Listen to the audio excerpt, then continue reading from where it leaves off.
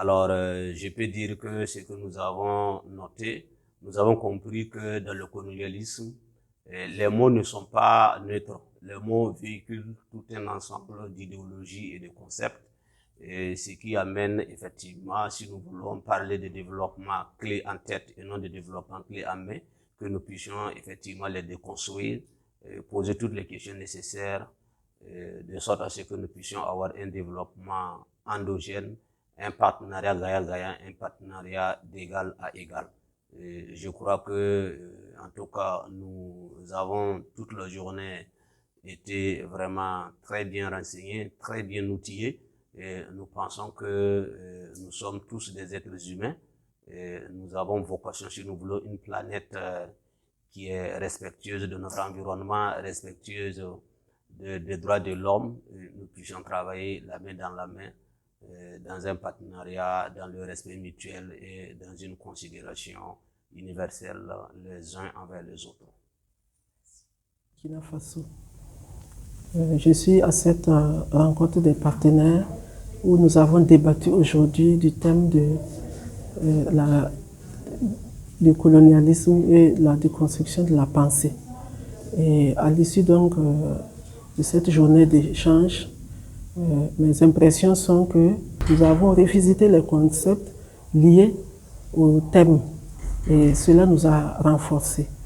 Et il y a également la manière d'analyser la situation, de faire vraiment l'état des lieux, comment ce processus de colonisation et ses conséquences se passent dans nos pays et qu'est-ce que nous pouvons faire concrètement pour nous inscrire dans une logique de déconstruction de la pensée en faveur donc d'un système où les relations sont beaucoup plus équitables, voilà, que ce soit au niveau de la coopération au développement, au niveau même des relations entre les hommes, qu'il y ait en tout cas une certaine équité.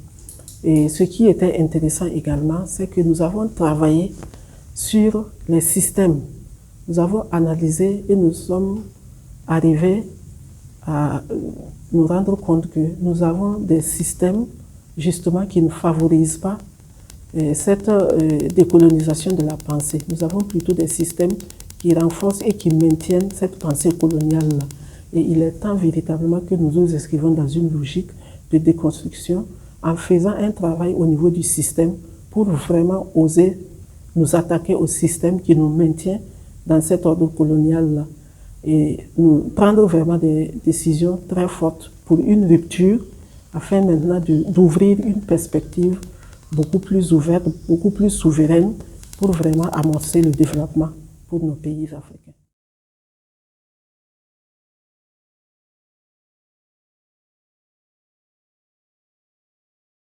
On a pu avoir le temps de développer deux thématiques quand même d'importance majeure par rapport au discours qu'on peut entendre par-ci et par-là, par rapport aussi aux productions littéraires qu'on peut lire ça et là.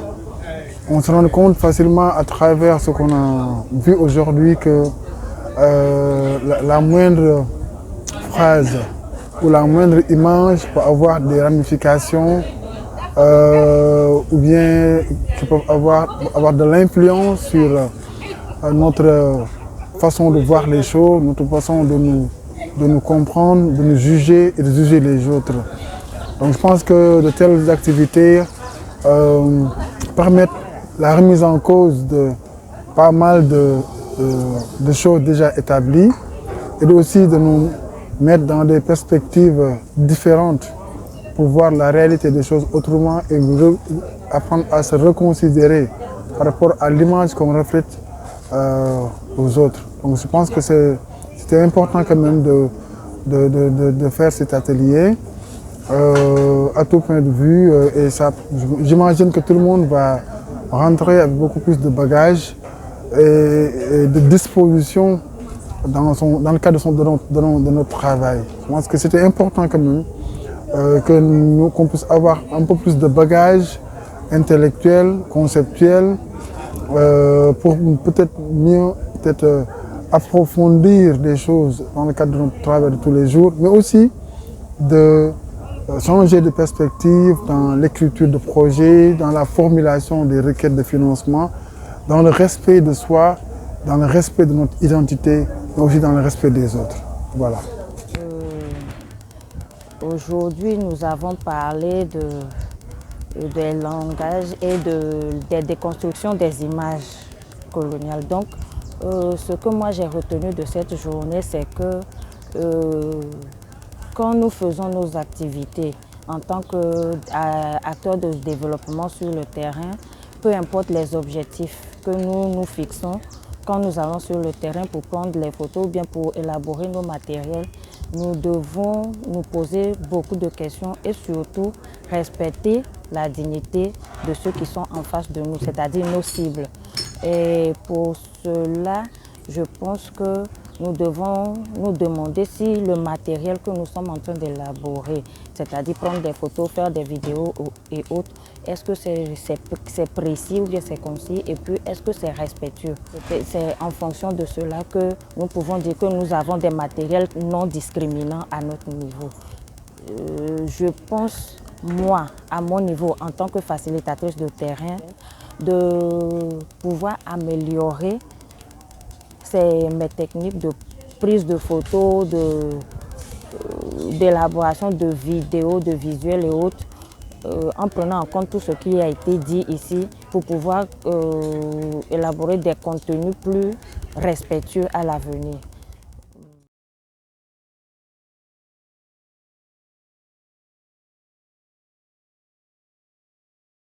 On est sur un terrain de développement, on fait des photos de tour à travers, mais on a appris la façon de faire, la façon de s'adresser aux gens. Donc vraiment, ça a été un plus pour nous.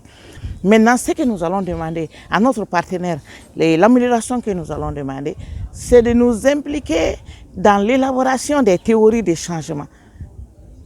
Tout partenaire a une théorie de changement, de nous impliquer dans l'élaboration des théories de changement et dans les plans stratégiques. Et ensemble, nous allons insérer tous ces acquis que nous avons eus pendant ces 3 jours dans l'institution.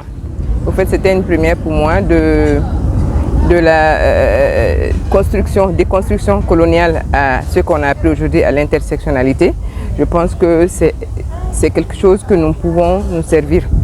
Et en tant que chargeur de programme, ce sera vraiment un nouveau processus, et ça demande encore plus de réflexion de comment est-ce qu'on pourrait plus intégrer peut-être au sein de l'organisation Yamani, mais surtout avec nos partenaires, nos organisations partenaires sur place. Parce que ça rentre aussi dans le développement, dans les projets de développement. Pour qu'il y ait un développement, il ne faut pas qu'il y ait de discrimination, il ne faut pas qu'il y ait de l'exclusion.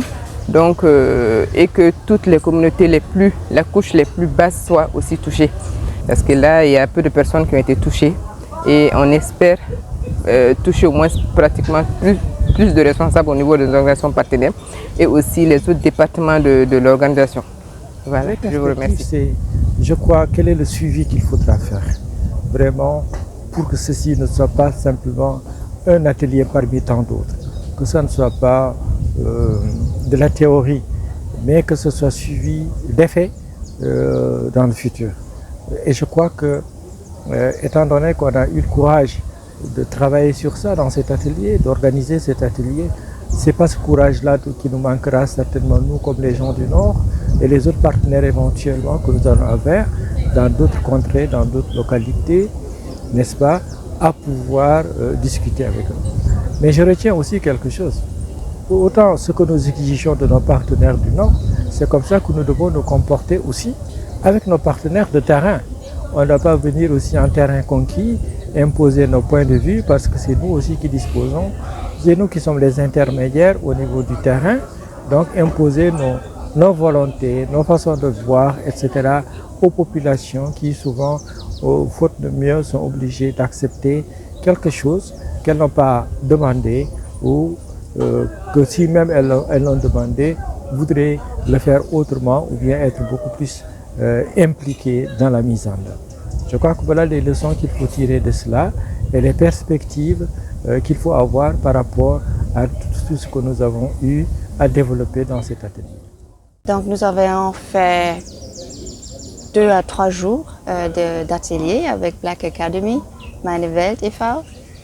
Et je pense qu'à travers cet atelier, nous avons vraiment prévu ou visé de créer encore une base équilibre ensemble avec nos partenaires au niveau de l'organisation Yamane à Bâle, ensemble avec nos collaboratrices dans le pays. Nous avons commencé le processus, mais cet atelier était très important pour nous.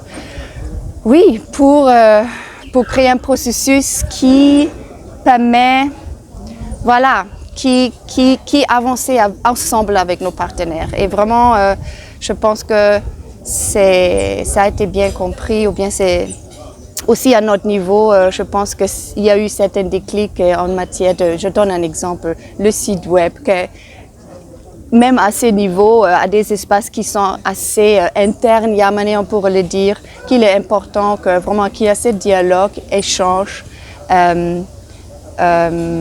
voilà, de décision, quel type de photos, comment est-ce que nous parlons. Bref, je pense qu'à l'avenir, nous allons, bon, pas que c'est une idée nouvelle, mais nous sommes plus convaincus encore d'avoir des processus plus participatifs, plus de dialogue avec nos partenaires. Le challenge est un peu comment y arriver dans le quotidien qui est souvent dominé par les deadlines, la course contre la montre. Mais je pense que nous avons pu créer vraiment une bonne base. Maintenant, la question est, quelle est la suite? Je pense que ça ne peut pas rester juste un seul atelier. Il faudrait que je le vois comme un début de processus, une mise en route. Et nous allons continuer à travailler sur les thématiques.